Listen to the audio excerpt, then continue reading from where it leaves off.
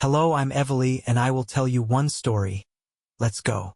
In the fading light of a bitter autumn evening, Nathan Marlowe found himself drawn to a neglected antiques shop hidden in a maze of back alleys in the city's old quarter. The shop, known only to those with an appetite for the obscure, beckoned him with an unspoken promise of secrets. Its weathered sign, creaking in the chill wind, read oddities and curiosities, and its dusty windows offered glimpses of relics that seemed to whisper of forgotten times. Inside, the air was thick with the scent of ancient paper, moth-eaten fabrics, and an indefinable odor that hinted at decay and lost memories.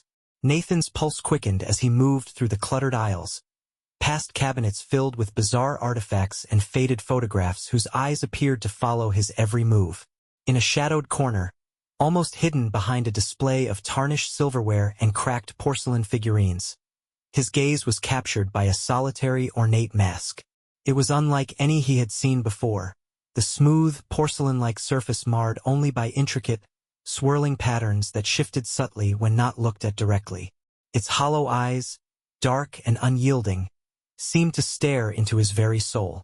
Unable to resist its pull, Nathan reached out and picked up the mask.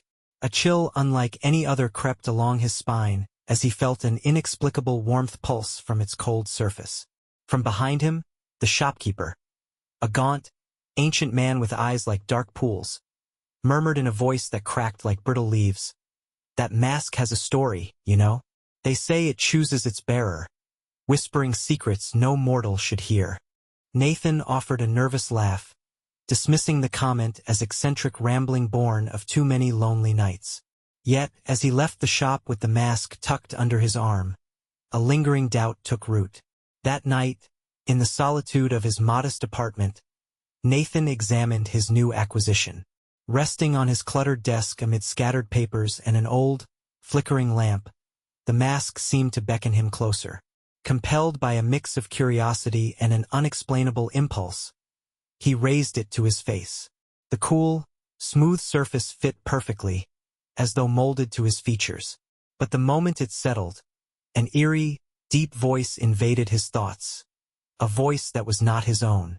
At first, the voice was little more than a soft murmur, barely audible beneath the cadence of his racing heart. It spoke in fragmented syllables and incoherent phrases that Nathan strained to decipher. Yet, as the minutes stretched into an hour, the murmuring escalated. The voice grew louder, more insistent, issuing commands with an urgency that startled him. "Open the window," it whispered, and so he did. "Turn off the lights. Listen." Each command, delivered with a mounting intensity, sent tremors of both dread and strange excitement coursing through him. As midnight's shadow deepened, the tone shifted abruptly. No longer a mere whisper, the voice now roared inside his head, a relentless tide of sound that drowned out his own thoughts. Every attempt to remove the mask was met with searing pain, as if invisible hands clutched at his temples and refused to let go. The mask was no longer an object he owned. It had become a part of him, an indelible shackle that blurred the boundaries between his will and the insidious commands invading his mind. The orders grew increasingly bizarre and terrifying. Step outside. Walk to the edge of the street. Look up at the sky and listen for the voices of the fallen.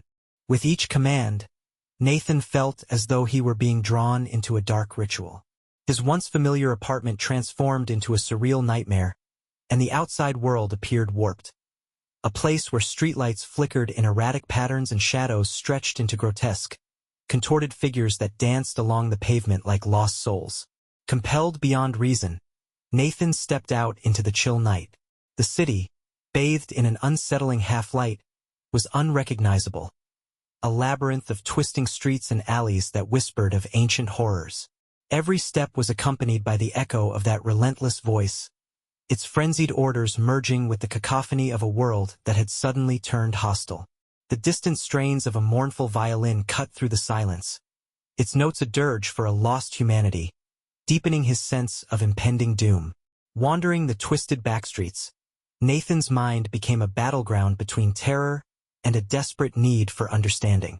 The mask's influence blurred his perception, melding the external world with the nightmarish visions conjured by the voice. In one moment, the shadows on the walls of an abandoned building appeared to writhe like living creatures. In the next, the echo of whispered names filled the air, names that he could not quite recall but that resonated with an unbearable familiarity. Before long, his frantic journey led him to a decrepit structure, a dilapidated building overrun by creeping ivy and time's decay. The voice urged him to enter, promising revelations that would unlock the secrets of the mask. With a trembling hand, Nathan pushed open a heavy door, its creak resonating like a death knell in the silence. Inside, the air was oppressively cold and the walls were adorned with faded murals depicting figures in eternal torment. Every step he took further into the building sent shivers racing along his spine, as if unseen eyes were watching his every move. In the gloom of a secret chamber hidden deep within the building, the true horror of the mask began to unfold. Cryptic symbols and arcane inscriptions, faintly glowing with an unearthly light, covered the walls. Dominating the center of the room was a pedestal upon which lay an ancient, open tome. As Nathan approached, the pages of the book fluttered erratically as if stirred by a life of their own. The voice inside his head thundered with malignant authority. Read. Obey. Submit. With every word he read, the lines between his identity and the ancient curse blurred further, binding him to a fate that was as terrifying as it was inevitable. A tremor shook the ground beneath him, dust cascading from the ceiling as the chamber seemed to protest against the awakening of something unspeakably dark. In that moment of horror, a spectral figure appeared, a gaunt, sorrowful visage with hollow eyes that mirrored his own torment. It reached out with a trembling hand as if begging him to free himself from the mask's relentless grip. But the voice, now a deafening roar within his mind, silenced the phantom with a chilling decree: "You belong to us." Nathan's mind whirled in a vortex of dread and despair as he staggered from the chamber. Outside, the city had become a nightmarish distortion of reality, streets twisted into labyrinths, shadows morphing into monstrous shapes, and a bitter wind carrying the anguished whispers of the damned. With the mask fused to his face and the voice's orders echoing relentlessly in his mind, he realized that his life had been irrevocably claimed by an ancient evil. Every step he took plunged him deeper into a realm where sanity was but a fragile illusion and every shadow promised that the true horror was yet to come. And so, under the oppressive shroud of a night that seemed to conspire with madness itself, Nathan Marlowe embarked on a journey from which there might be no escape. The mask pulsed with sinister life, its intricate patterns a constant reminder that his soul was now tethered to a darkness older than time and that the true nightmare had only just begun. Under a heavy, unnatural moon, Nathan's world had been irrevocably transformed into a living nightmare. The mask, now permanently fused to his face, pulsed with a sinister life of its own. Its porcelain surface bore twisted markings that seemed to writhe and shift with every beat of his frantic heart. The once soft whisper of orders had grown into an all-consuming roar, compelling him to act as if he were a marionette in the hands of an unseen puppeteer. The voice now dictated every movement with the authority of an ancient, malevolent deity: "Seek the gateway. Embrace the truth. Succumb to your destiny." Haunted by these relentless commands, Nathan staggered through the warped streets of his city, which had morphed into a surreal landscape of grotesque architecture and phantom silhouettes. Buildings loomed like monstrous specters, their cracked facades and shattered windows reflecting the terror that now clung to him. Every alleyway pulsed with an unholy energy, and the echo of distant, anguished cries followed him like a curse. The city itself appeared to conspire with the dark force that had overtaken his mind, its very essence contorting into scenes of despair and torment. Driven by the voice's insistence, Nathan found himself drawn toward a crumbling mansion on the edge of the city, a relic of a bygone era steeped in legends of occult rituals and unspeakable horrors. The mansion's wrought iron gate groaned in protest as he pushed it open, the sound reverberating through the still night like a death knell. Within, the corridors were shrouded in oppressive darkness, broken only by the occasional flicker of dying candlelight. Dust danced in the beams of light that broke through cracked windows, and every step he took stirred memories of lost souls and unfulfilled promises. Inside the mansion's decaying heart, Nathan ascended a grand, spiraling staircase whose steps seemed to creak in sympathy with the growing dread inside him. At the top of the stairs, a long, narrow corridor led to a solitary chamber. The walls were adorned with faded portraits of long-deceased figures whose eyes appeared to follow his every move. In the center of the chamber stood an immense, cracked mirror framed by withering vines and cobwebs. As Nathan approached, the mask's power intensified, and the voice inside his head coalesced into a final, shattering command. "Gaze upon your true self. Accept the eternal darkness." Trembling, he peered into the mirror. The reflection that stared back was not entirely his own. Intermingled with his terrified features was a shadowy, indistinct visage, its eyes burning with a feral ancient rage. In that instant, the mirror shattered into 1,000 glimmering shards that rained down around him like cursed confetti. Each fragment seemed to slice not only his flesh but also his soul, scattering remnants of his former identity into the void. A searing pain radiated through his entire being as the mask's grip tightened, irrevocably merging its fate with his. The mansion began to tremble as if the very foundation of reality were buckling under the weight of a long-forgotten curse. An unearthly wind burst through shattered windows and crevices, carrying with it the dissonant echoes of lamenting spirits. Outside, the world writhed in chaos, streetlights flickered in erratic patterns, and the once familiar urban landscape now resembled a distorted dreamscape of shifting shadows and writhing, spectral forms. In the midst of this pandemonium, Nathan's mind became a maelstrom of conflicting visions. Flashes of past lives, horrifying glimpses of a future enslaved by the mask's influence, and the ever-present, maddening echo of the voice that would not relent. Desperation clawed at his sanity. In a fevered attempt to reclaim control, Nathan began to run through the labyrinthine corridors of the mansion, the voice urging him relentlessly onward with commands that grew ever more cryptic. Unlock the hidden chamber. Break the cycle.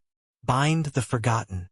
Each command led him deeper into the mansion's bowels, where time and space seemed to dissolve into a nightmarish void.